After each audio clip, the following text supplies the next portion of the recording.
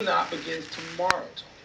And the number one story going in is Kentucky, and a team stacked with talent.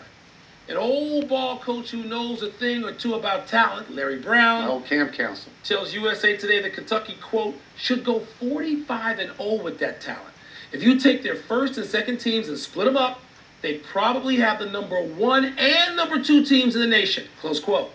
So, Tony, how should Coach Cal and Big Blue Nation feel about that assessment to start the season? I think first you have to say that Larry Brown and John Calipari are old friends, that Cal was a coach for Larry at Kansas. And Larry's not trying to clown Not at all. And he's not trying to pin a loss on him. And Calipari knows that Larry means this in the best way.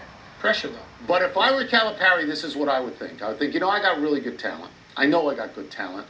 We may very well be the best team in the country. But 45-0, does he really want me to go through undefeated? Yeah. And I would be a little skittish about just that part of the comment. Well, you look at the names of the players. First of all, you don't even recognize players in college basketball now because they're all coming in for the first time. They're all coming in from high school.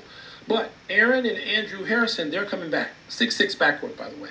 Willie Cauley-Stein, 7 feet up front. Alex Poythress, 6'8". Karl Anthony Towns, 6'11". These kids are all SEC to start. And Tony, there's going to be some freshman or two that Cal's recruited who's going to crash the party and be all SEC as well. Tony, I can't wait.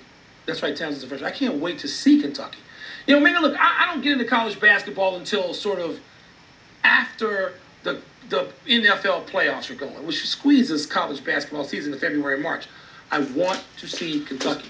John Calipari is Jerry Jones. He's a guy who understands the circus atmosphere. He's a guy who welcomes people to the tent. He's a guy who courts all the publicity and usually knows what to do with it.